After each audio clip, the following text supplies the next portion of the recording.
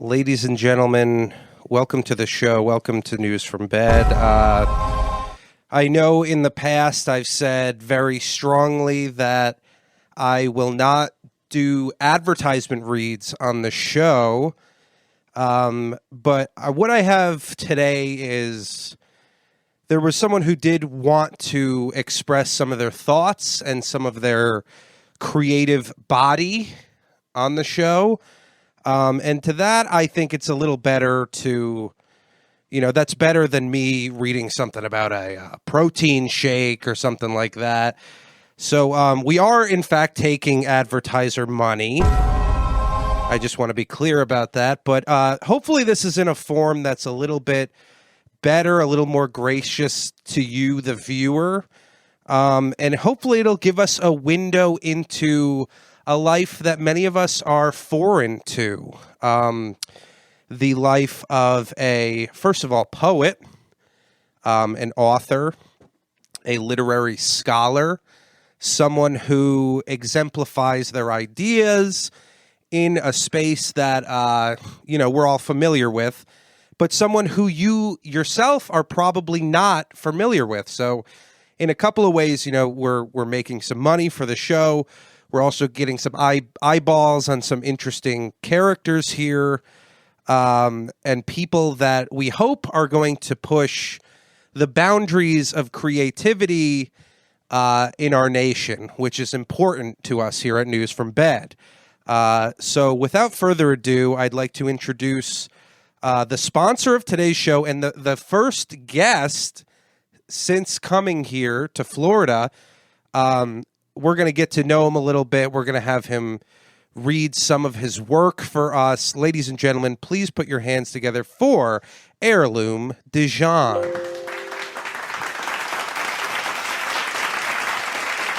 Thank you. Such is life. Such is life. Well, welcome to the show, Heirloom. Such is life, It's very good to meet you. Very nice to have you here in the studio. Beautiful live. to be here. Happy to be exquisite with y'all today. I don't know too much about you. You're kind of a new figure in my life. Sure, absolutely. But I have a few talking points I'd like to get to. Thank you for having me in your bed today. Of course. I would not Quite have it any other way. expeditiously so. I'm grateful and gracious as ever to be here. That's very nice. Thank you. Well, I have a few things about you here, and maybe we can discuss. But you are a poet / criminal. Sure. That's what they say. That's what they say on my log lines and shit. But is that what they say in a court of law? on the streets they call me the white boy poet of the streets. That's what they call me. Oh, okay. That's kind of my moniker. That's kind of my underlying kind of the way I like to present myself and shit. Okay, well, yeah, no, that's the way that's the way I present myself and outwardly. As a concept of a person. That's me. Did you say hourly? Yeah. You like to present yourself hourly? Sure. You don't think of yourself in the grand every scheme. hour I must be reintroduced. Okay. Well, luckily I must be presented hourly. Luckily, we don't have you on for longer than an hour. But, Sure. I just got introduced about an hour ago at a CVS. So you were born in San Antonio. Born and raised San Antonio, represent the Riverwalk. The Riverwalk? Yeah, the Riverwalk and the Spurs. That's my home. That's where I hang out at, quite expeditiously. So now I've heard people talk about San Antonio and say specifically that the women of San Antonio very large. Is that true? You can't get around the streets of San Antonio. You gotta be a skinny motherfucker to navigate. You gotta get around them like that and shit. You gotta be like a navigator. Okay. That's what I like to think of myself as, the navigator of the streets. I think you like to think of yourself as a lot of things. Yeah, no, I like to think of myself. Well, yeah, that's incredible to hear. Such is life, though. And you're a writer, right? Am I? I'm the white boy poet of the streets. That's right. And I grew up in the streets of San Antonio, next to the Riverwalk. Go Spurs, big women. That's what we like to represent. Charles Barkley, he's a close personal friend of mine. Sure, that's incredible. No. I did poetry at his birthday. Really? Yeah, I did Charles Barkley poetry. Did you write specific poetry for him? No, or? I mostly did my poetry. My poetry's about life, It's about a bigger experience of things. Oh, okay. So I like to do things that are a little expeditious. Right. Well, I have some of your works here. We have American Divine. Yeah. Miss Me Wit All Dat, poetry from the front lines of Afghanistan. Okay. Yeah, no, that was a dangerous one.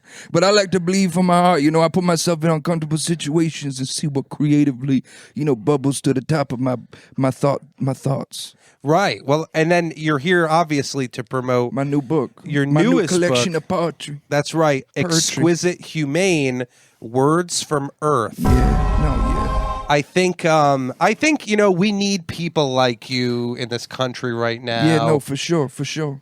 Different voices, different perspective, That's right. Someone coming to us from the streets of San Antonio, represent the Spurs, Charles Barkley, big women. That's what we like to do, though, Right. Well, I would first like to congratulate you on your success in the poetry field. No, thank you. It's not easy to sell a book, but you've sold over 13 million copies of your book. Yes, it's been quite exquisite. And as well, ladies and gentlemen, Heirloom Dijon has won the American Poetry Prize. I've never heard of that. Is that a real? No, yeah. No, it afforded me a small home in the city of San Antonio where I currently reside. And I bet small homes are tough to come by since the women are so large. Yeah, no, the homes are small, but the women are very big. Beautiful. Well, beautiful big women. That's what BBW stands for. Yeah, I have a few other stats here that you've provided me with. Sure. You're 5'11". Correct. You're 34 years old. Correct. And you're 8 inches around. Now, what do you mean by 8 inches around? In a subnautical sense, perhaps you could think that I might be 8 inches around. Oh, okay. I think I understand. Yeah. It also says here that you are Donald Trump's Poet Laureate of the United States. It's my great honor to be the Poet Laureate of the United States for the next 4 years. Every 4 years a president picks a Poet Laureate. I did not know that. No, there's always a Poet Laureate like Robert Frost, perhaps. You heard of him? I have. No. So he was John F. Kennedy's Poet Laureate. He said a poem at his inauguration. You do a poem at the inauguration. I had the honor of speaking at this last indoor inauguration. Wow. Yeah, no, me and Snoop Dogg were hanging out in the back for a while. He seemed very confused by my entire thing. I can get that. But yeah. So what made you want to come on News from Bed? I just like to express my craft, express my art, and kind of show you, what it's like to be like the poet of the streets. Share like my experiences and share some of the things that I've been doing. Sure. Well, we appreciate having you here. Can I read a poem for you? Yeah, I think this would be a good time. No, for sure. Before you read any more of my statistics, here's a poem for you. This one's called Little Puddle. All right, ladies and gentlemen, Heirloom Dijon. Man, everybody thinks I'm a sauce. What the hell? But you bring the sauce. That's what you mean. What the hell? Sorry. This poem's called Little Puddle. On the corner outside Wawa, there's a puddle that stinks so bad. It smells like oil and gas, and it really makes me sad. Or Honey Dijon, I Wow. guess. I guess that's just like something I express from like inside of me in a subnautical, exquisite sense, So did this come from, was this derived from a real life experience? I'm going to read you another poem. Okay, sure. This poem's called 7 Dogs. Okay. Little stray dog that stays on my block. The way you run around and prance, so nice. I wish I could fit you inside my sock or preserve you inside a block of ice. One day I followed that dog into the woods. He led me through the trees and the logs to a little cabin painted red, filled with 6 other dogs. Wow. I got scared and ran back home. That's a few too many dogs for me. Now I don't follow that dog anywhere. A good number of dogs is 3. Wow. That Heirloom was Dijon, incredible. that's like kind of like the real street experiences that I like to bring. What book can you find that poem in, or is that one of the new ones? That's one of the new ones. All my poems I'll be reading today are from my new collection. Okay. Nominated Wow. to be the Poet Laureate of the United States. It's like they want like a real like experience. Now, is it hard to write a poem when it's almost like the culture is asking that of you? It's not like you were inspired one day or it's something that's from your past. It's kind of like, okay, now you're the Poet Laureate of the United States. Sure. You have this pressure to put out poems. What if you're not inspired? Like, what do you do to get yourself inspired? I go to various convenience stores and kind of just express my visual experiences back into poetry. Okay. I kind of wander the streets of Washington, D.C. I have an office in Washington, D.C.? That's right, yes. Yeah, no. So I like to wander around and kind of just express my experiences. Here's a poem for you from one of my experiences. Perhaps I could help you understand my experience. Absolutely. This poem is called Something Personal. Oh, okay. I'd love to hear this. What you mean I can't use the bathroom in this Walgreens, bitch? Yeah, I make a big mess with the water and the paper towels. Yeah, it stinks in there for weeks. Yeah, I never buy anything from the store either. That's just my style. Wow. Heirloom Dijon, that's like a real experience for me. I try to like express the American populace. Yeah, because I feel like that is something you're tapping into, a kind of a demographic in life where, some people don't have access to the highest quality bathroom. Like some people are forced to confront themselves in a bathroom. Yeah, no. That like a lot of Americans have true experiences that don't get expressed through the high craft art of poetry, So I like to see myself as coming up from the man and the people and speaking from their perspective. That's right. I'm not some Duke-educated individual. That's right, because many of the poets, they went to like Harvard, Yale. They kind of. Not me. No, did you go to school at all? Yeah, I went to San Antonio Technical College. Oh, a technical college. Yeah, no, technically I was there. That's a little joke I do, honey. Heirloom Dejon. Yeah. That's like our little style, like a little humor in the poetry. So were you? You went to college there? Did you kind of have this curriculum in front of you, and you're like, this isn't for me. I'm someone who needs to write about my experiences in the street. Yeah, no, exactly. Like I had gone to school for culinary experiences or whatever. And, I was trying to become like a culinary creator in that sense. Like a cook? Yeah, essentially, if you want to reduct it down to like that word, yes. But I like to think of it as a high art form of like culinary experience. And like, I was just like, they would tell me like, make a pie. And then I would like turn in a poem. Oh wow! Like you wouldn't even you'd write a poem on the pie, or no, like I'd turn in a poem on a sheet of paper, and they'd be like, "This is not a pie," and they got very upset, so I got kicked out of school.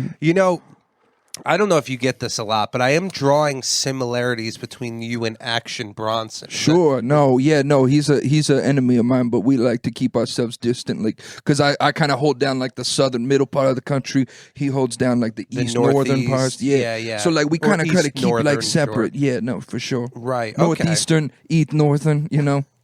That's just like that's just you being a words. wordsmith. That's just words. That's life words. though. That's like experience. So what kind of this next poem's called Christmas Eve in the Houston airport. Okay. Oh, okay. I got my earlobe stuck in the bathroom stall trying to listen to an old man piss.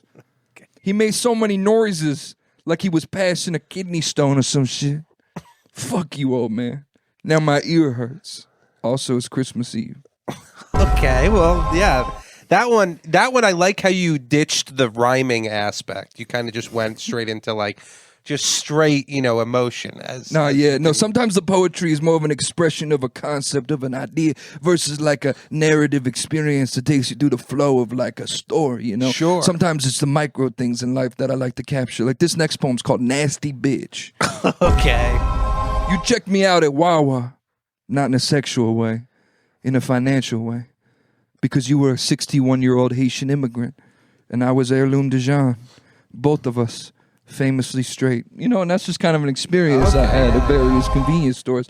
I like to do my poetry based on a lot of my like true life experiences. Well, I notice a lot of your poems are based on Wawa and using public restrooms. Yeah, no, that's like a lot of my like real life experiences. Like that's like the Americans though. Exactly. A lot of people have those experiences. If you don't mind, I'd like to backpedal a little bit and talk about Action Bronson, because you mentioned that you two are enemies. Dude, I don't want to talk about Action, because we got like a blood beef because he has such like a love for like the culinary experience. Sure. Because he's such a rotund, round gentleman. I mean, you could say like I'm 8 inches around, but you could say he's probably like 2.5 feet around. That's probably true. Maybe even more. Probably more, perhaps, such is life, But like, Action and I, we like met each other once at like a Waffle House, and he like had heard of my work, and like I had heard of his work, of course, and so we like connected in that respect.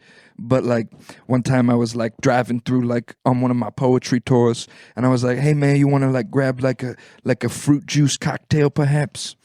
And he like left me on red. Wow. That doesn't seem like Action Bronson. No, like fame changes people though. Like one day you like True. You like meet a guy in the entryway for a Wawa for like two minutes perhaps, and then like he doesn't hit your DMs. You know, it's like that's such his life, though. You know, that's like the American experience. Do you think perhaps maybe he's a little jealous of you? So here's another poem for you. Okay, I'm gonna read it for you. sure. What's this one titled? Nasty little worm-filled pit of snakes in the dirt. Old Cheerios dried up in a child's car seat. Goo in the hair of a stranger. It's time to get your oil changed. Don't forget it. The car can't run without its oil. I have a coupon for 20% off. Never mind, it expired in March. That poem's called Mom. Okay, Mom. Here's another poem for you. Sure. Sometimes when I go to Chipotle, they give me a lot of rice and not a lot of beans. Sometimes when I go to Chipotle, they give me a lot of corn and not a lot of medium salsa. They got to get better at giving people similar amounts of food in their burrito. Okay. You know, that poem's called Gaza. Gaza, okay. Now, one of your poems rhymed. I've noticed there really haven't been many that rhymed after that. Is this something that you consciously think about? I got a rhyme on one for you. You want to hear me rhyme? I want to I'm like a free thought, though. You know, like the American consciousness, like the individual, like they don't think in rhymes. Right, They right. think in like absolutely. thoughts, you know, and your thoughts don't always rhyme. So sometimes the poetry's expressing the true thoughts of the American populace. You know? Right, and sometimes you do rhyme on accident. Here's You're a poem for you. Okay, sure. Ding, ding, ding. Ding, ding, ding. Ding, ding, ding. Stop. I'm awake now. And that poem's called Casey Anthony's Alarm Clock. Okay. You know, that's like a true experience, though. You know, I guarantee that woman had an alarm clock. You know? Yeah, I guarantee she did. She had to wake up. You know? No, of course. Nobody just arises. Beautiful naturally. woman. Beautiful woman. Haven't caught up with her in the past 20 years. Here's a Yeah, you poem might for want her. to check in. There's too many kinds of ice cream at the grocery store. True. I want less, not more. There's 8 kinds of chocolate, 7 kinds of vanilla, 74 kinds of strawberry ice creams. There's a lot more than there may seems. 2 types of pistachio, 11 versions of peanut butter, 456 types of Rocky Road, and only 1 type of cone. You know, and that's like an experience, you know, that's like a true life experience. Yeah. You know, like from the streets. Yeah, that is true because it's like, I think that can kind of... That poem's called 9/11. Okay, 9/11. I think that poem speaks to me on a level of like race, you know? Like Sure. we have so many different types of like people. running, like we're all like in the rat race of life, though. Well, more like the skin tone and No, like... I don't think of things in skin tones. I think of things in sounds and tones. You know, that's the only tone of skin that I think of. yeah, you know? yeah. The tone of the American populace, perhaps. Right. Yeah. But I guess like for me, like what I felt was like, you know, we have all these different types of people and stuff, but there's one true soul that everyone has to have in order to enjoy the ice cream. You know, the most high, you know. So, well, if you don't mind, one of the other things here that I have listed about you is you're addicted to coins. Oh yeah, King. Could you care to expand? It's a dark that? period in my life where I became chronically addicted to purchasing various types of ancient coins and whatnot. Oh, okay. You know, so I have a beautiful collection of silvers and golden coins from American history. And it's a real problem of mine. It's an addiction. It tore my family apart. And I think that's kind of like sort of the darker side of my poetry comes out of that addiction. Yeah. Do you have any poems that are kind of about this? Yeah, experience? I have a poem about that. Sure. This poem's called I Want to Be Oprah's Couch. I want to be Oprah's couch. Sit in her living room and be green. Maybe she has a dehumidifier in there. We could be friends. Maybe the fireplace knows a good spot to get sashimi around here. The blender could marry the toilet paper holder. The Q-tips could be the best man. Oprah would come and laugh and laugh. When I was a little boy, a woman sat on me on accident on a Greyhound bus I was taking. That's why I want this, I guess. In some fucked up way, I like being in a chair.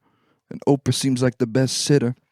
Wow. So that's kind of like from the dark depths of my addiction period. You know, I was trying to like express myself and find my darker side. And so like through the coin addiction, like I was able to like elevate my creative side. And that's how I'm able to be like, you know, like in the White House and shit. Right, because being someone who is struggling with addiction, you do just feel like a piece of furniture in a house sometimes. Yeah, no.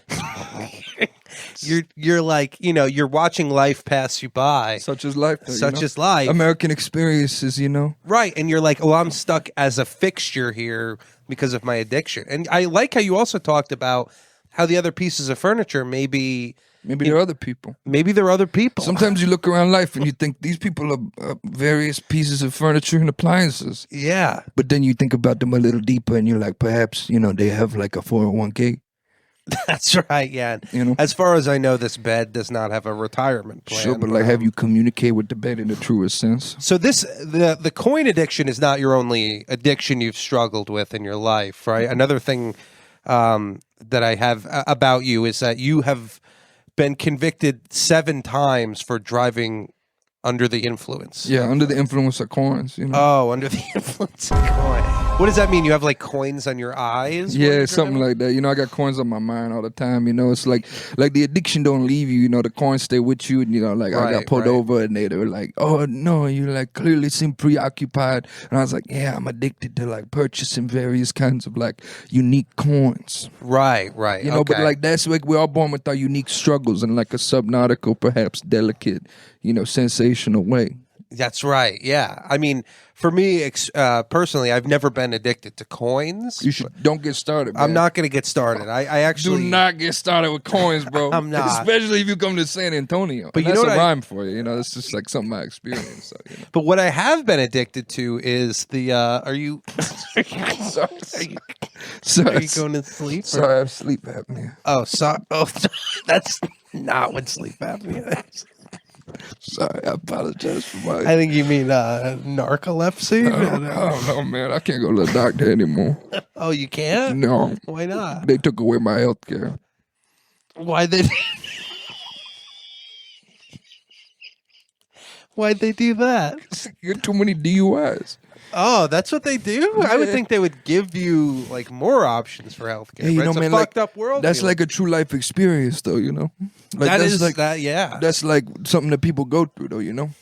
That's right. That's right. I have a final poem for you. I want to make sure you get all your questions. Sure. I'll give you one more question. I gotta go to my optometrist. Oh, okay. I guess my last question was like, because I have also struggled with addiction. I was addicted to Disney pins. The pins that you get. Yeah, no, I'm familiar with those. That's coin adjacent. It is coin adjacent. Yeah. It really is. Yeah. What were tokens of the past? I call it. Right, and I would see these, and I would always want more and more. Is there anything like coins that it's not like a drug? It's not like something that changes your, mental faculties. Is there something out there that you've also been addicted to? Perhaps at a point in my childhood, I was stealing a lot of traffic cones. And so I had a large collection of those in my house, like small ones, perhaps from a child's soccer game, like the little ones. Right, to show you where out of bounds. Sure, exactly. Or they're like a larger one that would be used to like prevent you from driving through a pothole. Yes. So that's kind of like a different experience of mine. I think that led directly into the coin addiction.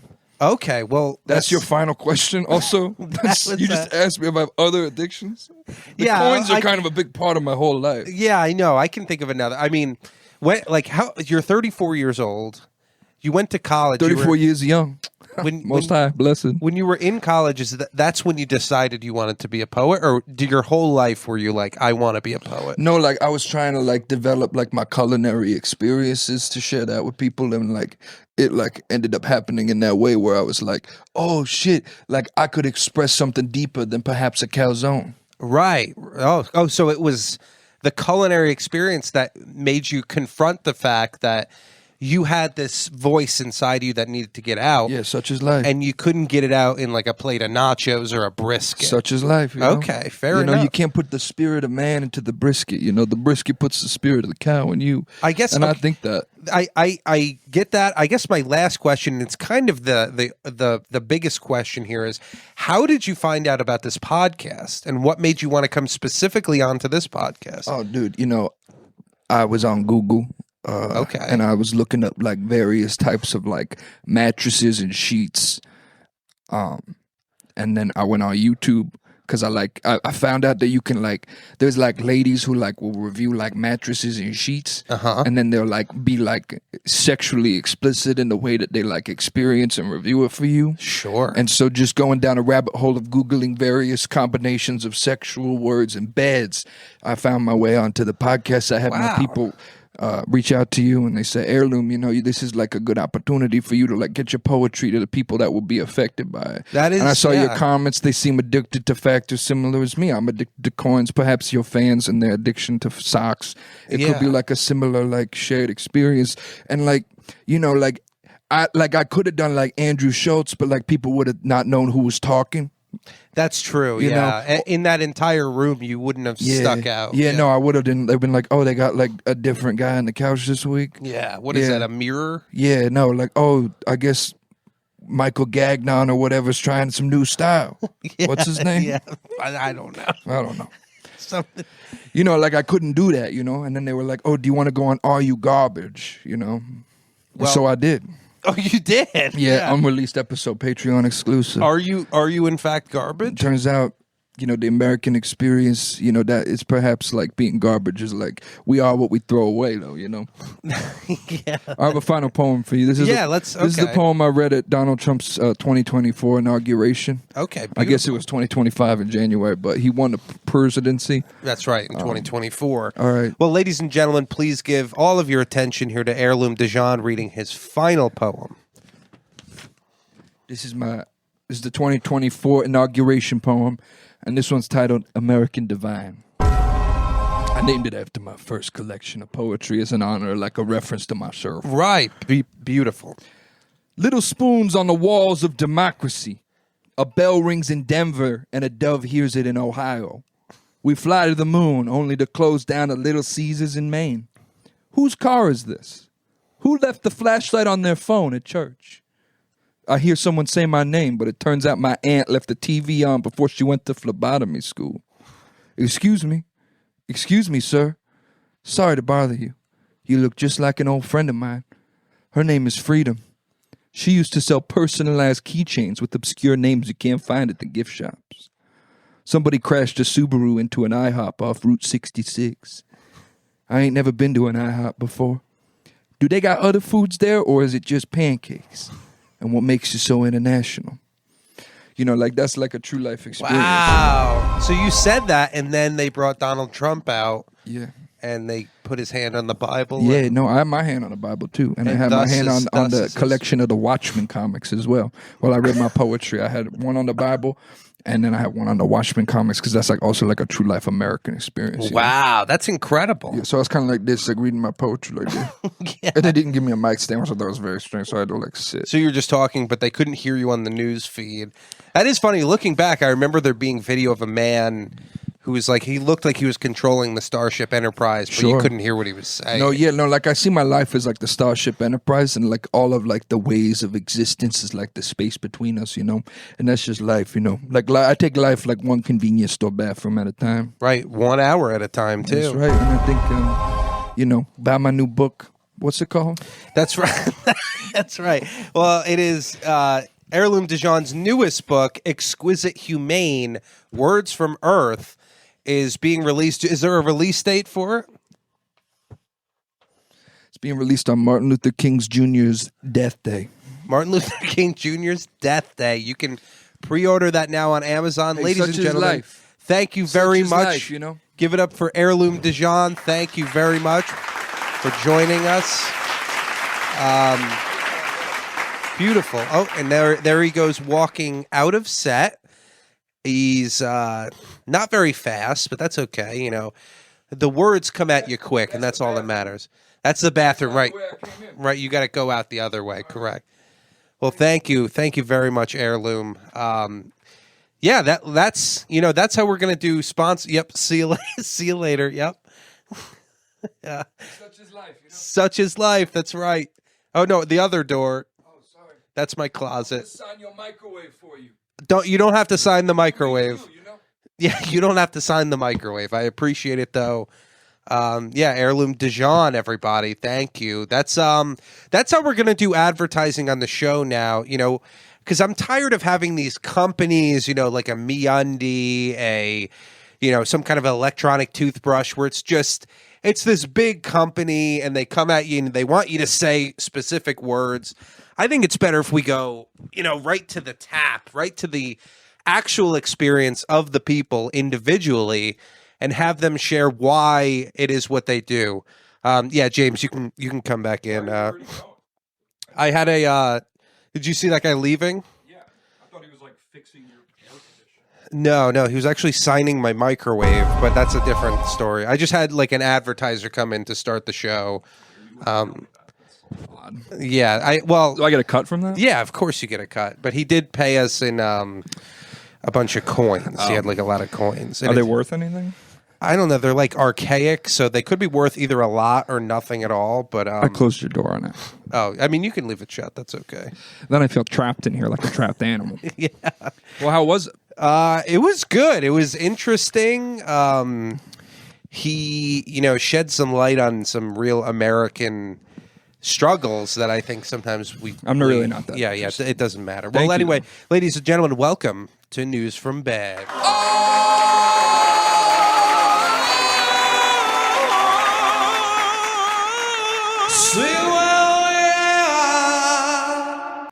We are happy to be here.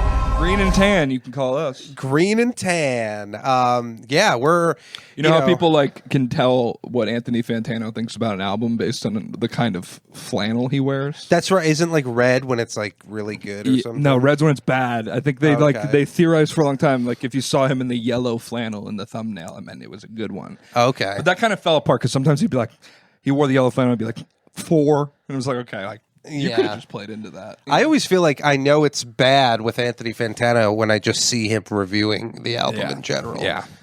Like he's been given some bad reviews to a lot of Tame Impala. Oh, thank you very much.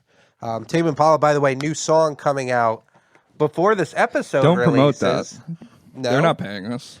Yeah, that's true. I couldn't Or get... he. Yeah, I imagine I got him in the bed.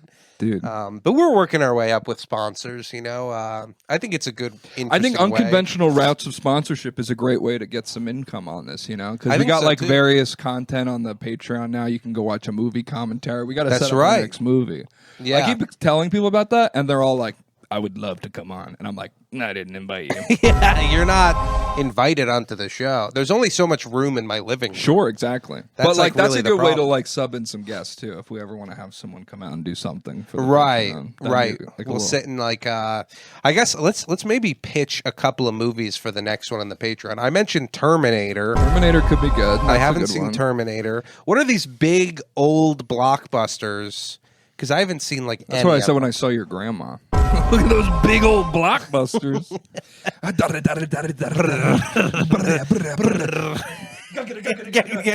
Oh, You ever seen Rocky? I haven't seen Rocky. I know Let a me lot tell about you Rocky. what, not interested. I'm not a boxing guy. I don't like fighting stuff. Rocky's not about the boxing, dude. It's a poet laureate. Does he have sex in those movies? I don't know. In the first one, it's like a really like powerful underdog story, and then like the third one, he like buys like a robot. Really? Like they go off the rails so fast. Why do they do that with these great movies? Because they can just cash in, and they just start like letting people write the scripts, and they're like, maybe this will be interesting. Yeah, they're like, we're gonna let Greta Thunberg write this one. Greta Thunberg saying Rocky fights global warming. Hey, the ozone layer, time to close up. Ooh. Yeah, I'm not that interested in Rocky. Same with Titanic. I haven't seen Titanic. Not interested. Really? What's something that's like? Because I'm thinking of a movie like Total Recall. You know, Total Recall. Oh yeah, we could watch RoboCop. RoboCop. That would be cool. I love RoboCop. We could also. I'm trying to think of movies because Total Recall is Paul Verhoeven, and he also did RoboCop, and he also did Starship Troopers. You ever seen Starship? Never Troopers? seen that. I would That'd be be a good down one. for that That'd be a too. good one. So let's say between RoboCop, Starship Troopers, Terminator. and Terminator, 2 movies about robot guys, and then a movie about fascism. and bugs. Bug fascists. That would be cool. Yeah, I think we should do that. Sure. And that That's was like the movie that they say like inspired that Helldivers game. yes, yeah, it played did. that. I have, yeah, and I also think I'd imagine none of these movies are 3 hours long. No, that's a big part of it too. Like we sat down here and we watched There Will Be Blood, and it was like we could never do commentary on this 2-hour, 45-minute movie. Did you see? There's a new There Daniel Will Be Blood? Day-Lewis. Yeah, There's still blood. there were blood. No, there's a new It's Daniel called Guess What? Day-Lewis. Still Blood. Yeah, no, his son directed it. His white rapper's son directed it. Oh, really? Yeah. It's called Anemone. Yeah, like that Jamestown Massacre song. Yeah, let's take a quick look at this. Cause, Okay. Ow.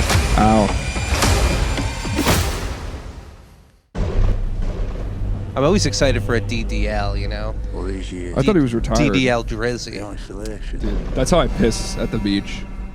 Just staring into the storm storm. Storm. He's got those fire eyes, dude. Okay, well, he just has fire eyes there. He doesn't just look like that. You think he looks like that?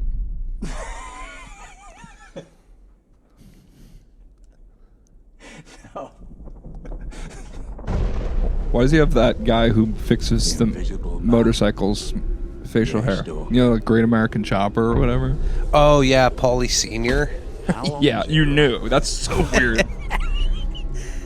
Well, that's like, they're like from my, kind of near my area when I think this is about like a guy. This is kind of like our future, where it's like you run away to the woods and like disappear. I love that, by the way, a big fish. And you love the movie Big Fish. That's right, I do like that. You know why I like that? Because you see Danny DeVito's ass. You like that movie? I did like that movie. Yeah, pretty good movie. The army teaches you to grin and bear it. The war with crime, and we were the phantom soldiers. Ray never spoke to me about what happened over there. So you're really good at like interpreting things. Yeah. I'm not very good at that. Interesting. What is this movie about? I think this movie is about a guy that goes off in the woods and then like his brother or his friend goes to connect with him, and it's kind of like why it's like all about like an exploration of like why he disappeared and like what that's like. Okay. That's like my idea from what I've seen. Like, I don't know if that's his brother or just like his friend from the army, but like the kid goes like, "Why did you leave us?" You know what I mean? Yeah. Because he's like, I think it is his brother. Because there's like a line at the end where he's like, "We have the same mom." Yeah. I'm your brother, Daniel Day-Lewis. Lewis. Ooh, Daniel Day-Lewis in the Family Guy movie. Oh, that would be sick. As Peter Griffin. Yeah. As Crepes playing Chris Griffin. He's like, Dad! Yeah. I think, he's like, "You are chicken, and I will fight you till the end." I think he is the Lois. brother. Why did you leave the stove? Brian the dog. I own you. You're my dog. Has anyone seen Quagmire? Cleveland is black. Lois, I'm going to the clam. There will be Family Guy. There will be beer, yeah. Ding, ding, ding, ding. I think it is his brother because at one point in the trailer he goes, We have the same. He's penis. like, you're going to hell, and he goes, it'll be a family reunion. Let's see that. Yeah. I don't know, Till he's telling me what happened. So clearly he was like an ex-military guy, I guess. Probably killed. You got to tell me what happened. I pooped in the car. What do you want from me, brother? What do you want?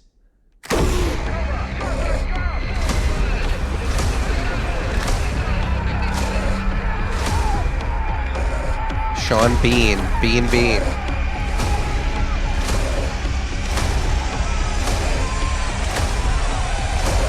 Ready? Here it comes.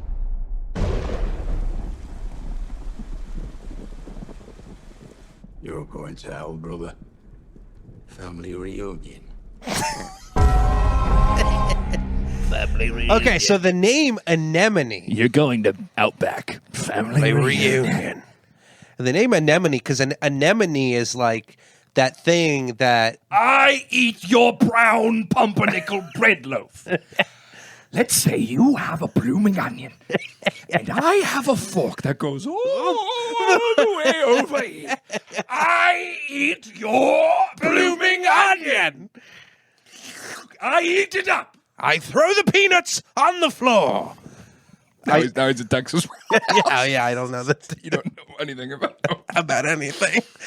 So anemone is like, that's like the thing where the clownfish live. And it's like they're safe in there because if other fish try to go in, they like die or get shocked or something. Yeah.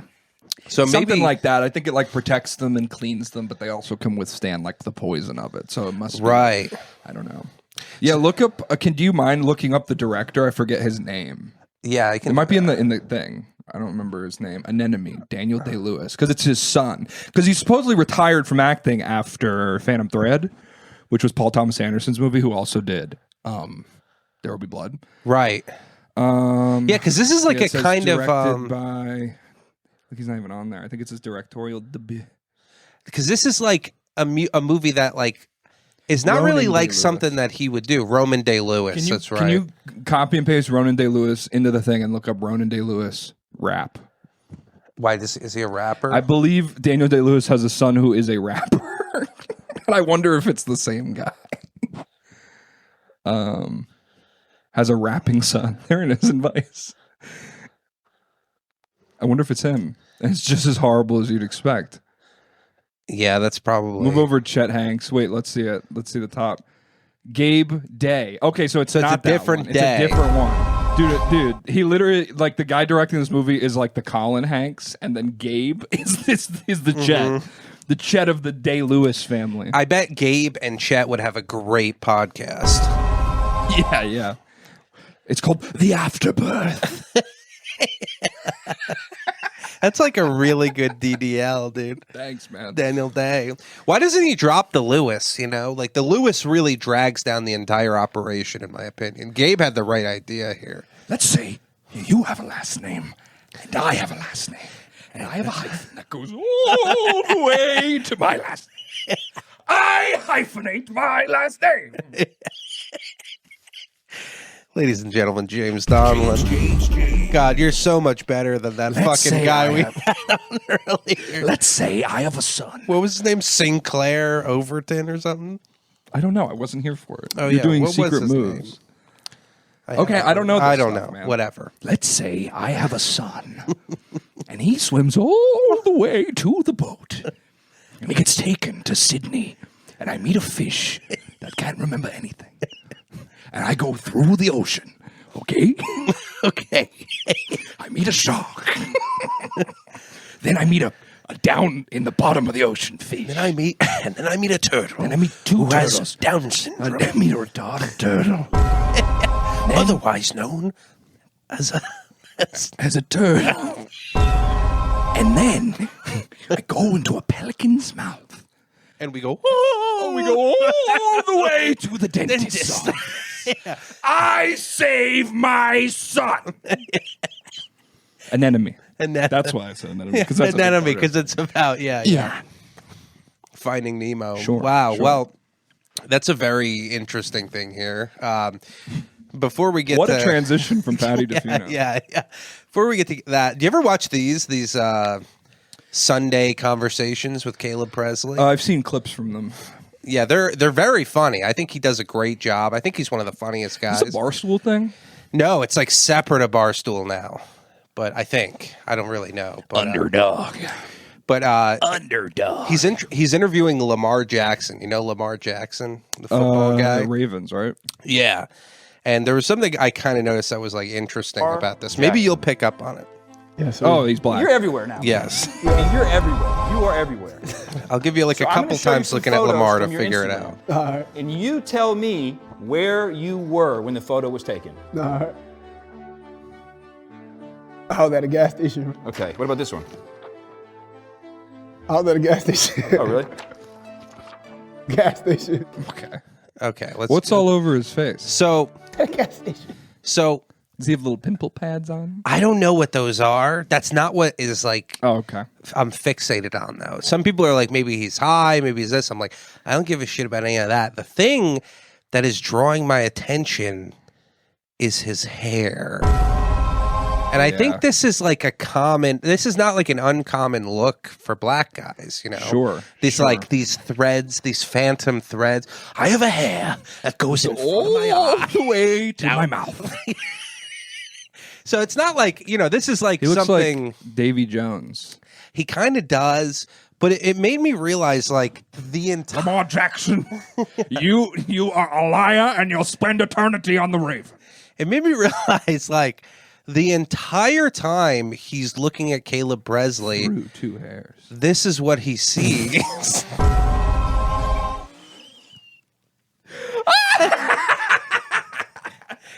Do you think? Hey, move your hair Out of your eyes. Hey, Lamar Jackson, you're a widely very successful, much sought after, very, very professional football player. Why do you have the hair of someone who's wearing, Who's in jail? Doesn't it look like he just like wants to be in jail? I know, it makes it look like he's in prison wherever he goes. He's in the prison of his own mind. He's in the prison of his own hair. Yeah. Maybe it's the thing, though, when your eyes, like when something's really close, like when I put this finger over my eye, my other eye can like see around, you know, like our nose gets CGI'd out of our vision. Sure. Maybe it's like something Crystalia like that. out of that zombie movie. Your brain Crystalia's your nose My out brain of the removed. feature film of life. My brain removed Crystalia. And now from I just see Tig Notaro. Dude, that is crazy. I hate when like insane? it's like women probably do it less, but like women I always like get away with like choices like that, but like this is just goofy to me. Like I don't like when it's hot out and someone wears like a sweatshirt. Right. I'm uncomfortable for you. And like, yeah, this is so funny that you're sitting there with your going up and because I'm like trying to visualize like what his life. I'd imagine. Does he play football like this? He has to like. It helps him like grid out the players that he throws. He actually it's actually like a performance. Zone enhancing. 1, Zone 2, Zone 3 is that little hair that I really like the most. Dreadful. Yeah, I'd imagine it can affect your perception when you're seeing life this way. Sure, you know, like maybe it makes it feel like you're trapped. Or that you can't like escape from what your own mind. You know, your mind is a prison when what you see is iron bars in front of you all the time. Wow, yeah, you're a really deep guy, huh? I know, dude. Or maybe he thinks everyone else is in jail and he's like visiting. This is what I spent about 40 minutes thinking about yesterday. Yeah, just like sitting on the edge of your bed, being like, Lamar Jackson. POV, you're Lamar Jackson. Yeah, he's probably he can't be high because he's a professional athlete. Like they probably test him. I don't know if football. That's I think football they allow it. Football they allow everything. They're like sometimes these guys they don't like aren't addicted to drugs. They're just addicted to domestic abuse. Right. Can NFL players smoke weed? As of the 2024 NFL season, players are not explicitly allowed to smoke weed, but the league has significantly relaxed its policy. Yeah, that's like because they were smoking. Like, yeah. They're like, well, we need what the fuck, guys? Some players on the field. I'd imagine it's a lot like the real world. Like the real world, there's weed is illegal like all over the place, but also they don't really give a shit. Did you hear about the big NFL controversy this week? No. So the Players Association, like the union on behalf of the players, basically, I'm going to reduce this in a way that I feel like I'm not even going to explain it correctly. Sure. But you have your owners and your NFL. Who's the Roger Goodell? Roger Goodell, yeah. You have like Roger Goodell and you have like the staff of the NFL, then you have all the owners. And basically, they're all connected in this kind of like fraternity of wealthy men who own football teams. Yep. And like Tampa Bay, it's like a family. I forget the name of the family. It's a Glazer family. They own the Bucks. It's like a family affair. Right, kind of thing. okay. But basically, I don't remember how anything was unveiled, but there was a guy in charge of the players union who left, and then a guy got in there, and the guy that got in there is like the most incompetent guy of all time. Sure. And like it was basically sort of, and again, like Google it or listen to a podcast about it because you'll learn more. But basically, on behalf of the players, it was just a guy that was plugged in by the owner. So like it would be like if you're in a union, but the leader of your union is like also works for the company that you're trying to get money for, like it's a complete conflict of interest. Oh, okay. Where like the guy is like, you know, it's just like all these things that happen and all these like different things. It's like he's just a very incompetent person that was like probably put in place by like this owner thing. Yeah. And so that's what they like found out. And like the whole thing is like the players who make all this money like have all these problems. And like they compared it to like the MLB players union. because they're so like strict and they're so like on top of things and such like an advocate for the players, whereas like the NFL ones like have such like a limited capacity. Sure. And so the big guys who make all the money aren't going to go out of their way to do anything because they make so much money. But the problem is for like if you're just on like the practice team, you know, Right, you're also right. in the players union, but the guy who would be advocating for your salary is like corrupt. Right. So it's an interesting like new revelation. There was like this whole article about it. He was on Chapo Trap House. I'm with it, guys. Yeah, it's interesting because It's an interesting thing, though. I don't know all the details, but how they price, you know, what a player's salary is. It obviously depends on so many different things, but I've never felt like they've gotten it correct. what do you mean? Like I feel like with football, you should be paid more Sure. than like an NBA player. Sure, because there's more impact and violence. There's so much more risk. a There's so violent much sport. more. Like people watch the NFL way more, I'd imagine. Yeah. They buy jerseys more. It's like a bigger industry, and then Less games to Less like games. compensate for that fact, but you do have to show up and do your best a lot less frequently than an MLB player. Like you can lose Yeah. the series to the Mets and still end up being in like the championship by the end of the season. right. Whereas Every if you game is fuck up- kind of is not as significant. So I don't Sure. even think the length of the season or whatever matters.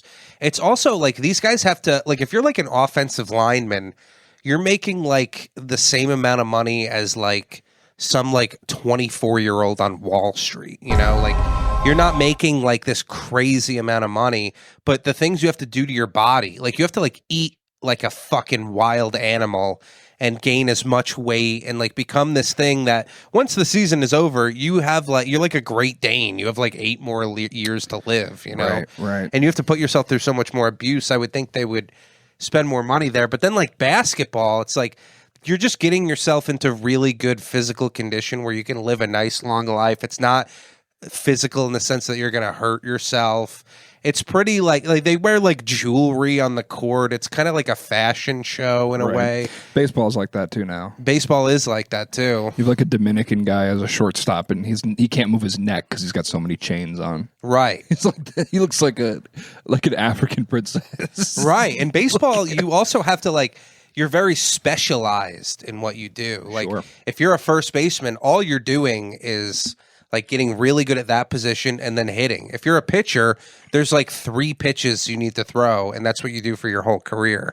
Where like football, it's like I guess you can just like hit people, but it's I don't know. It seems like they should be making the most, but football Also, seems like, to be the most yeah.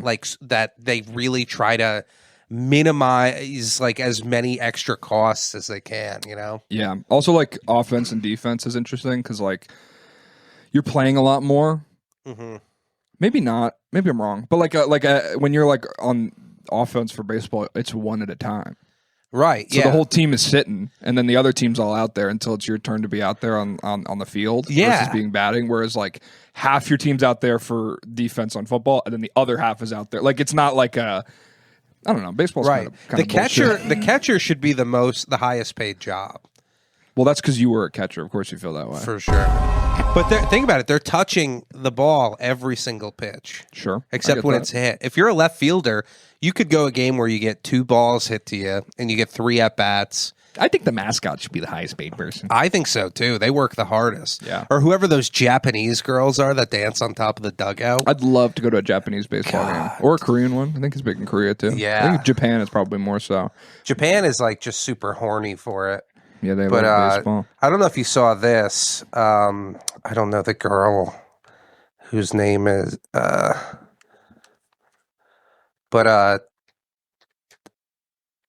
think it's this girl. Hillary Clinton. There's like this Why'd you type big that? OnlyFans star who was like out celebrating her 21st birthday. Mm. And Rain. Sophie Rain, Shaq was there. Oh, it's not even letting me They don't pull want up you the to photo. see. Shaq was there. Shaq was there. It's really shacking fucking up with weird. her? Dude, look at this. Oh, I've So- seen this girl before on Instagram. Dude, when you're a man on Instagram and you don't use it frequently, your entire explore page is like It's just kinda this girl. Yeah, they kind of pick like a specific girl, but it's like this, you know, young, hot, OnlyFans girl, and there's like Shaq like being like real fucking creepy. I've heard some stories about Shaq. I mean, look at him, dude. He's looking at her like He can do whatever he wants. Kobe with the rock. I've heard some like creepy sexual. I know this girl stories. because she was in the news because when that girl had sex with like 100 guys. Remember that? Like, Yeah, I yeah. forget her name. Bonnie Blue? Was it her? Bonnie Blue. Was it her? She was like a British blonde one. I don't want to appear on the podcast as a guy who knows porn stars by name, but I thought it was a funny story because this It's impossible to not know Bonnie Blue's name. If you're on Twitter, it was like It's all everywhere, over. yeah. But like anyway, she had sex with like 100 guys in a day or something, and then this girl was like, "Yeah, it's just really delegitimizing the medium." I'm like, "Oh, the medium of your pussy and asshole." Yeah. You mean the large of your ass? Yeah. Oh, the medium. By the way, I have all these fantasies in my head. One of them, When you're facing that one. when I'm facing this When you way, face this as way, you know, you have nightmares. this way it's nightmares. Faces this way, and he's like, "Oh God!" Oh, and I gotta flip over. And then I get uncomfortable. Oh God, James and a shark! James ain't a shark. He's dead. That is a shark. I have this Shaq and Walmart. Sophie Ray. Shaq at Target. Okay. Oh God, Shaq with Sophie Ray. I have this fantasy of like just sitting out at like a coffee shop in Italy, like sipping like a coffee, and like Like the end of The Dark Knight Rises. yeah, dude, you're gonna laugh really hard at this because it's so ridiculous. But I have a fantasy that like Sophie Rain walks by and she stops and she goes like, "Hey, like you seem like a guy who like I would love to get married You're to." embarrassed. I know, no, and then I go like this. I'm like, wait, are you the girl who had sex with 1,000 guys? And she's like, yeah, and I'm like. This is the response I have. I go, listen, I bet there's a lot of guys out there who'd love to marry you.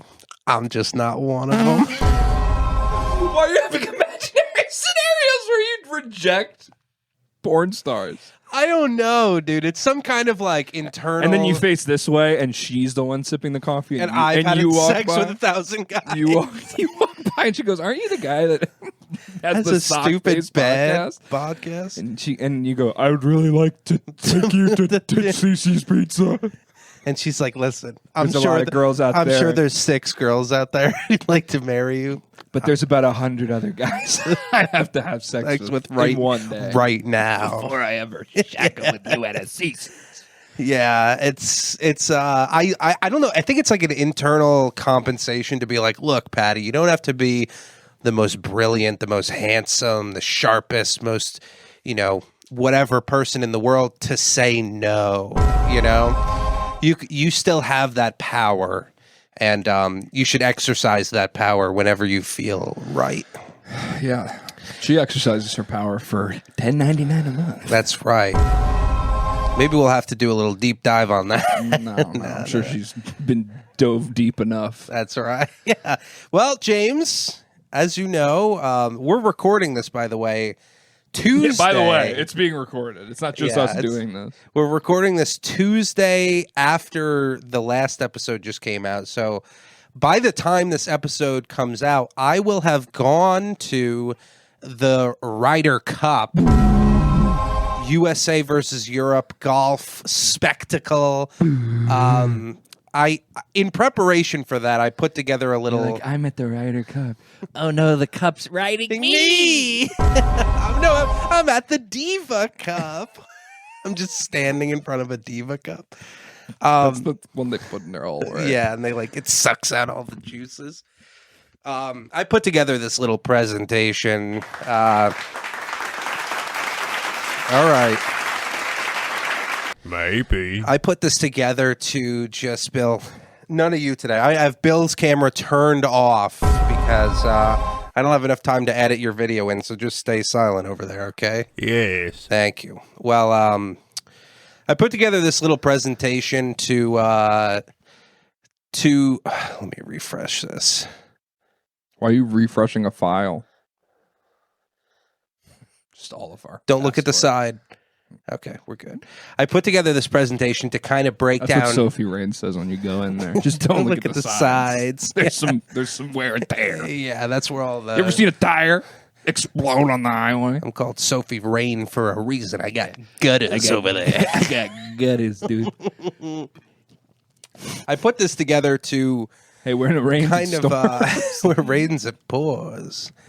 I put this together because I wanted to kind of break down how I am going to approach this Ryder Cup. There's a few things that I think are important to tackle here, and also to just put it out there because First off, Tiger Woods. Gotta tackle him. gotta tackle Tiger He's not Woods. going to be there, but if he is, I'm going to tackle him. Beautiful picture, by the way. Did you draw that? Thanks. I drew it. Yeah. Wow. Very cool. Well, I don't know what the big head was on this.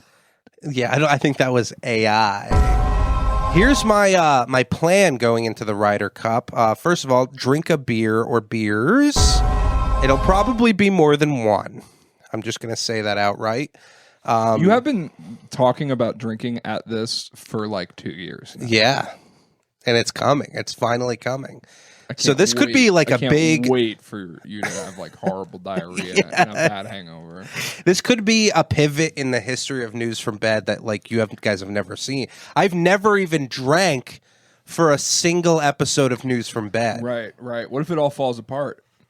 Yeah. What if Or it's what like- if it's really good? Yeah. Or what if it all falls apart? Yeah. Well, I'm just going to take my beer and bring it all the way to the bathroom and drink a bunch in private. Yeah. Uh, Bill Cosby, and there will be blood. Number two. You have a beer. Yeah. So you have a drink. You have a drink. And I bring a little pill all the way over to the drink. You drink it up. And then I have a Bill Cosby time. Then I have sex with you. So number two, I'm going to heckle Tony. the golfers.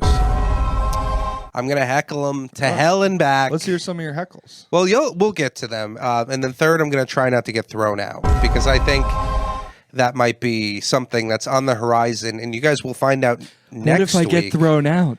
What if I get thrown in? Scotty Scheffler's like, I need you to hit this I putt. need you. And I just drain it.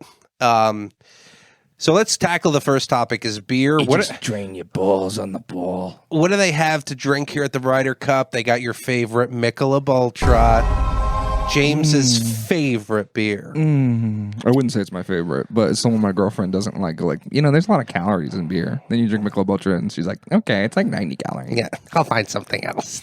I'll find something else to complain about. Here is a little chart of my drinking experiences with beer.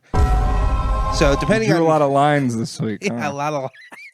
So here is on the left axis. Here we got fun, and on the bottom axis we got beers. Depending on how many beers you drink, you get to 6, 7, 8. You kind of hit this peak where you're like, "This is as good as it gets," Sure. And you drink a few more, and you're like, "Oh, World War II, 9/11, Bonnie Blue. Sophie I'll Rain. never marry Sophie Rain." But then you finally, when At you 11 beers is you're down low again. You're still higher than you were. With I'm still 9, higher than I was. Yeah, but yeah. you start to feel like I know, like, ugh. tunnel vision. Should I have drank this many beers? But then you just keep pushing, right? You get to that 12, 13, 14, all of a sudden you're in God mode. Yeah. Nothing can stop you. This was actually the same chart Bonnie Blue used. By the time she hit 11, guys, Yeah, she's like, she's oh, like, God. I And don't then 14, she's like,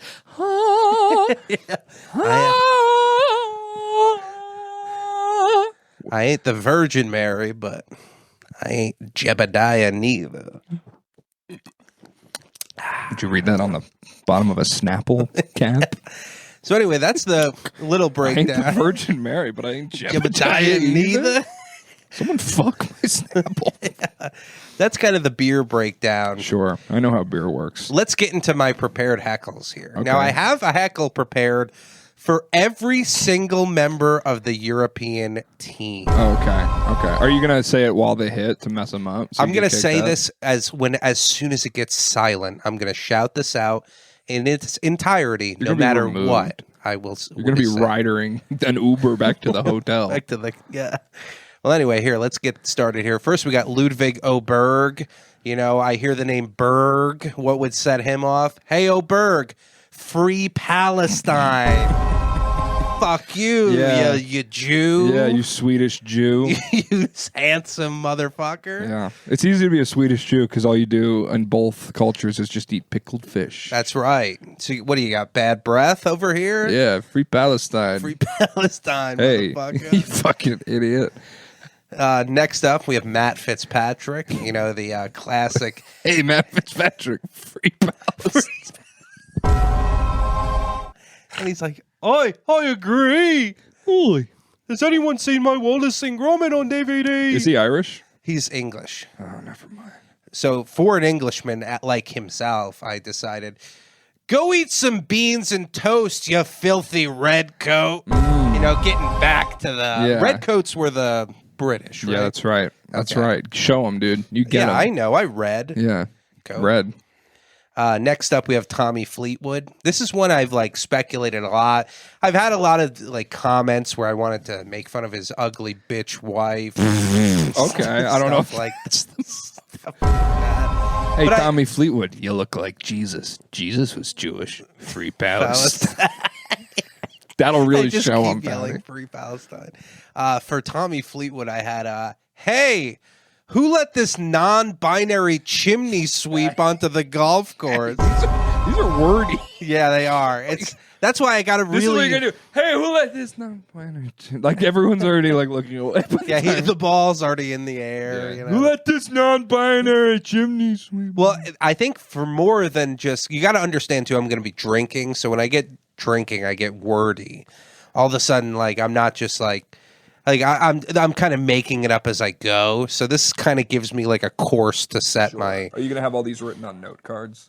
Yeah, I'm going to have them written on my Sir, t-shirt. you can't bring these into the Ryder Cup. My note cards, how will I know? All heckles have to be off the dome, sir. Oh, no. Hey, Ludwig, who let this non-binary Palestine into the Dogs into out. the redcoats? Oh, Jesus. I'm merging. Next up, we have Tyrrell Hatton.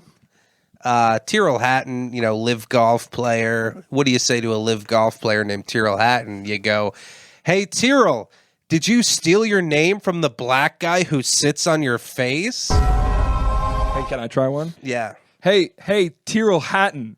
With that hairline, you should put a hat on. That's pretty good, dude. Dude. That was off the dome too. Roast Much comic, like dude. his hair is off of his dome. I'm gonna give you an alternative for every one of these guys because I'm a great roast comic. Yeah, you know? dude, that's even what though I you mean. beat me in our roast, but you know But that was a that was a big controversy. That was in a the big scene. con- Everyone was like, I mean, Patty did great, but like that was James bigger is than like, the Kimmel controversy in the New York Oh yeah, Magazine. yeah. Trump commented on it. Next Patty up, DeFino, ugly, retard, gay. shouldn't have won the roast battle against James. Rasmus Højgaard. This is a kind of a tough one. Do you know what you would say to a guy give like me yours this? first. I'm trying to think of one. Okay, so mine is like pretty well thought out. It's hey Rasmus, I have a gun and I'm gonna kill your whole family. Hey, you better guard your family from the bullets I'm gonna fire At them with my gun. Yeah, watch your back, Rasmus. Because I think with guys like this, you just have to threaten their life. That's really the I only guess, option you I have. guess. Hey, Rasmus Højgaard, be named John Smith. Don't be named that. Don't be named Ooh, that was good. Rasmus. Watch this. That's pretty good. Oh, Victor Hovland. Victor Hovland. This one, he's, the young kind of superstar in Europe, like PGA guy, won the FedEx Cup a few years ago. Tough one to get at, but I think I can get under his skin by saying Victor Hovland fucks children to death. Yeah, allegedly. Allegedly, as in it's a legend how many fucking kids he dies to death with his dick. Illy. Hey, Victor Hovland, open your eyes. That's what I would say. Open your eyes, and I'm just like bearing my penis in front of him. Next up, Shane Lowry. This is like this is a layup with Shane Lowry. Yeah. Hey, my tchotchkes are getting dusty. Has anyone seen Shane Lowry's head? Roasted. Shane Lowry, more like Shane Lowry retard. Yeah, exactly. More like shameful, Lowry. That's very shameful that you would allow Lowry no hair on your head and put it all on your face. Yeah, you bring. He kind of looks like he could be like my brother a little bit. Maybe like your older brother Yeah. who like drives like forklifts. Sure. Forklift Donlin. Yeah, we named him after. He was pretty predestined for his career. Next up, we have Robbie McIntyre. Ew. I hate this guy. I really don't like this guy. Out of all the guys on Europe, he is my least favorite. Why do you hate him the most? He's just like smug and like makes a lot of like facial expressions, and he's like kind of fat and just like annoying. And like he won. That's how you describe me. That's every bio of News from Bed. Yeah. Patty and his smug, fat, makes all annoying these friends. faces. Best friend. Robert McIntyre won on the PGA Tour for the first time a few years ago with his dad on the golf bag. And they were like, this was the first time your dad ever caddied for you. Are you going to allow him to caddy again? And he goes, no, he's getting on the plane and going home. That's what he said right after he won. It's like, dude, have a little respect for your family, you know? Yeah. So Robert McIntyre, I got a few things to say to him. One of them is Robert McIntyre eats his own shit and brushes his teeth immediately after to cover it up. Retard. Yeah. That's fitting. That's you know? okay. A couple of Michelob Ultras. Yeah, that'll be a You'd be tough like, one. Robbie McIntyre, shit tard. Brushy. Brushy, Robbie, brush teeth with poo-poo. Hey, Robbie McIntyre, how about I drive you over with a tie? Yeah. How about I take your shit and bring it all the way to your mouth? To your mouth.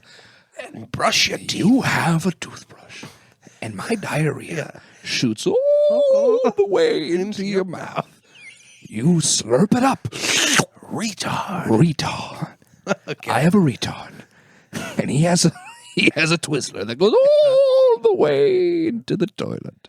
What about Robert? I'm McIntyre to your bullshit. Oh, that's You pretty know, good. that's not bad. Hey, we already got a Rob Mack here in the USA. That's right. And he's really annoying.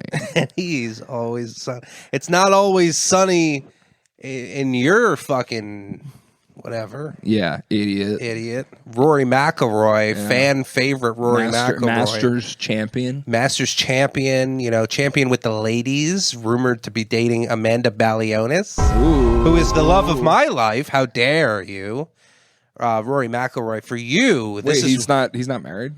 Well, he was married and then he divorced, and they think he had a fling with the CBS broadcaster Amanda Balionis. Talk about a broadcaster. She cast her broad right into far his, and right wide, right on his little Irish dick, right on his green. For you, Rory, this is what I have prepared. Rory is so tiny. Go back. I don't know how to go back. Do I do this? Rory is so tiny he needs a staircase to get onto a rug. Roasted, dude. Hey, Rory, are those your daughter's clubs? Yeah. Do you fit into a Polly Pockets uniform? Oh, yeah. Here's like a psychological one you could use on Rory. Hey, Rory, where's your daughter right now? And he's like, where's my daughter? Where is Doesn't he have a daughter? She was at and the I'm Masters. holding her. Yeah. He's like, how'd that guy get my daughter? Yeah. I'm giving her beer. Me and her are drinking for the first time in 4 years together. Yeah. She's 4 years old. I'm 4 years sober. You're Rory McIlroy. I'm your daughter. I'm your daughter. Hey, Please Rory. raise I me. got like pigtails. I'm your daughter. Hey, Rory, raise me. Raise me up so I can hit a golf ball. Rory McIlroy is small and wears a daughter. Okay, so that's Rory McIlroy. All of that will be said, by the way. Yeah. You have the soundboard with you. Hey, John Rahm. Uncle Laser is John Rahm. Yeah. John Rahm is Uncle Laser. Uncle Laser is. Uncle Laser is. John Rahm. What happened to Uncle Laser? He kind of disappeared. He had like. He's not even like in the Kill Tony thing anymore. I know. He's like, not touring. I think he is touring, right? Yeah, what? touring a bathroom stall. Hey, can I get a tour of a 1-bedroom apartment? I'm very lonely. I'm Uncle Laser. I'm Uncle Laser. I'm a fag. Hey, I'm Nephew Laser. Hey, I'm Nephew Laser. That's what they should call Ian Fidance. Yeah. I'm Aunt Laser. Where's my cigarette? John Rahm. Oh, yeah, brother. This is kind of a layup for John Rahm. This one I think is going to hit him where it hurts, right in the wallet. Okay? Okay. John Rahm turns babies into soup and sells it for a great price. Yeah, I think that'll get him. I guess.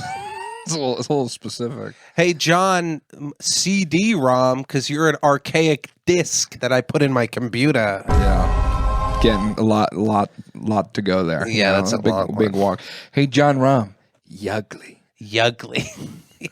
Hey, John Rahm. He's the most attractive one on the European team. Hey, John Rahm. How much was it to get your beard shaped today? He's always got like such a manicured beard. I know. He's Hey, got John like an Rahm, Andrew Tate face. I know your hair on your beard would grow all the way and touch your eyebrows if you didn't shave it. That's a little wordy, too. You're lucky you cut your hair, or else I would think you're the Taliban. Yeah. Hey, John Rahm, you look a little Arab. Not Gets in his my- head. He's like, I'm from Spain. Yeah. I fucking hate it. I'm fucking from Spain, bro. Justin Rose, to which I would say, hey, Justin, if I had a knife, I'd slice you into 1,000 pieces and feed you to every English bulldog you fingered. Okay. So not even like a play on Rose. No. Hey, this Justin, you're a flower.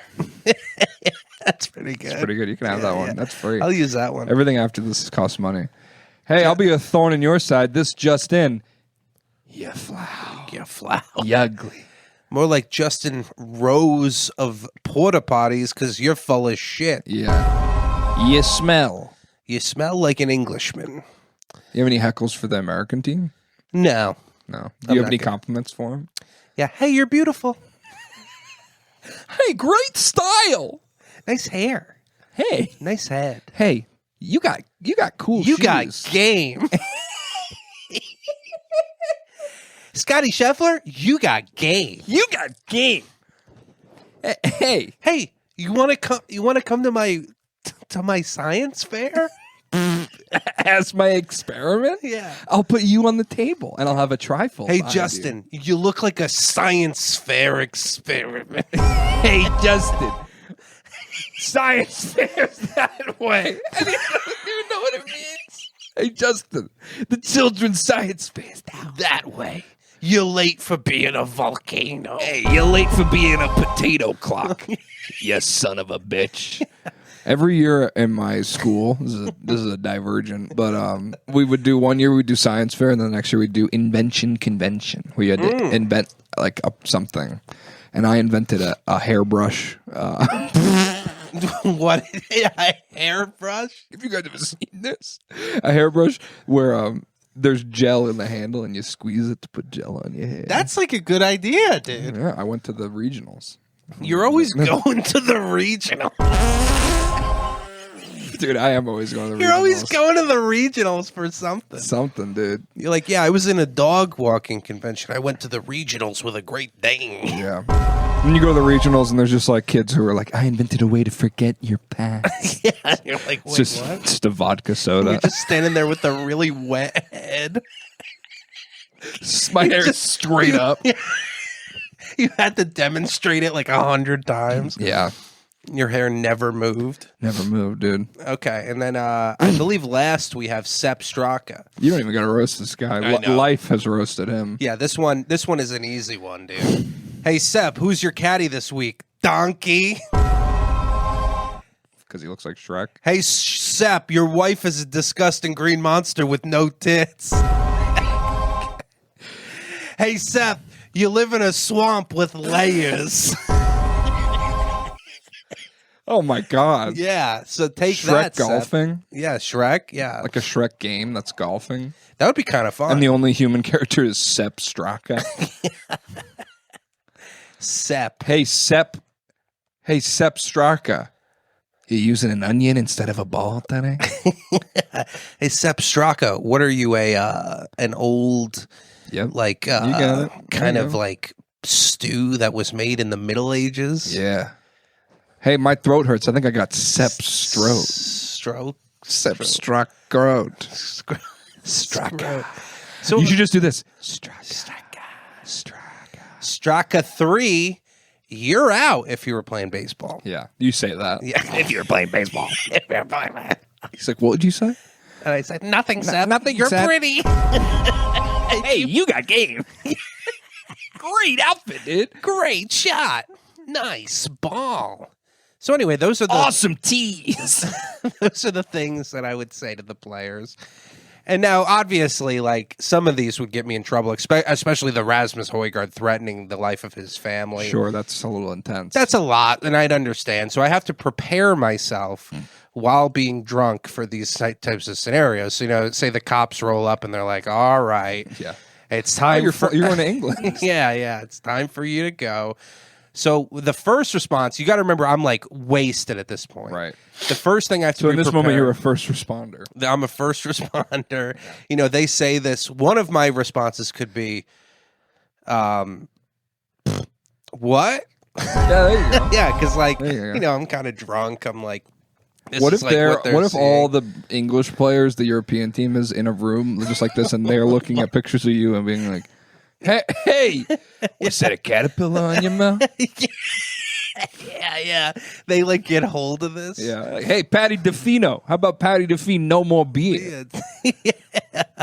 Okay, so another one, you know, All could right. be. These are all your Hinge profile these are my pictures. Right? HPCs. Same picture, same shirt, and you just clearly took them all in the same moment. right in the front door of my apartment. You about to sneeze? The second one I could say is "How werewolves of London." You know, Oh, because that's I a think good that'll one. kind of Yeah, diffuse. It'll diffuse. Hey, buddy, you threatened a golfer's family, man. You gotta go. How werewolves of of London. Bling bling. How.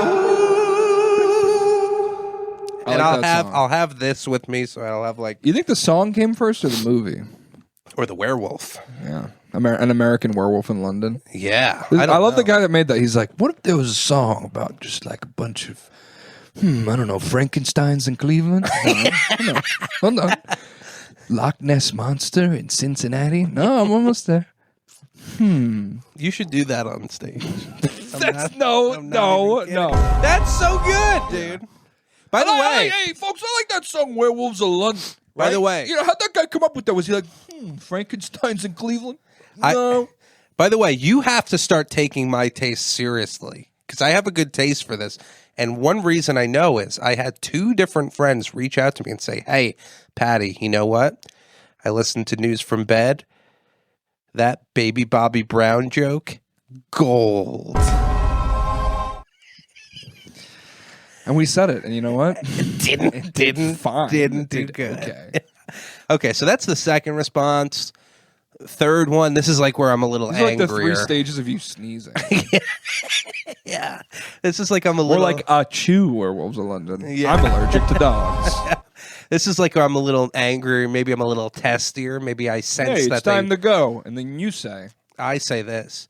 Fine, I'll start my own Ryder Cup, and you're not invited. That might get them. yeah, they're like, all right. They might be go like, ahead. well, I wanted to go to the next Ryder Cup. See, and if anyone wants to break into Patty's apartment, you'll see he has a very complicated lock system just behind him. Yeah, it's 2 locks. It's a chain. It's a chain reaction. Okay. All right, Patty. All right. Next response Like, is so weird. shoot me in the head, you stupid girl, fake cop. That's calling like- a woman. That's like maybe I'll want to die in that moment. Yeah, you know? maybe you'll be like, this is it. This is it. This is my legacy. Yeah. Button it up. Put it.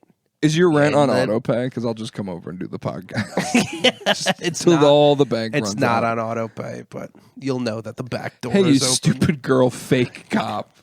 What kind of cops do they have at the golf tournament? I don't know, but I'm like the rest. I'll kind of play with. They you have know. like a cop golf cart. Yeah. You get strapped in like a golf bag on the back, and there's like a drunk guy next to you. Yeah, I peed on Rory McIlroy. And the last the last one I'll do is probably this is like the best response I could do is, sorry, officer, let's kiss and make up, LOL. I think that'll maybe be the best response to that. Wish me luck. Golf clap. So that's kind of my plan going into the Ryder Cup. Of course, next week on the episode, I will report back and let you know how it goes. If there's no episode, you'll know why. It's because Rasmus Højgaard's family is dead because of me. Yeah. Yeah, dude, this could be the end of the podcast. Yeah, it could. It very well could. No, I mean, this moment could be the end of this podcast. That's right. Yeah, it is. Time-wise, it is. Okay. Well, anyway, no Patreon episode this week, guys. I have to edit this all tonight. It's too much work. Yeah. I've Patty shit has going this on. like debilitating like autoimmune disease. He's going blind in one eye and he can't walk, and so there's not going to be a Patreon. We have to cancel the tour. That's right. We're canceling the News from Bed tour. Yeah, we were going to go to Utah. We were going to go to Texas. Mostly Arizona. Mostly Utah. Mostly Utah. We're going to go to a bunch of obscure colleges in Utah. But unlike Utah, you can go see more of us on the Patreon. You can catch other episodes. Our watch along with Jaws is up there. Like we said, we're going to do another movie. Check it out, patreon.com/news from bed. Any final thoughts, James? Anything you want to tell the people? No. All right. Good night.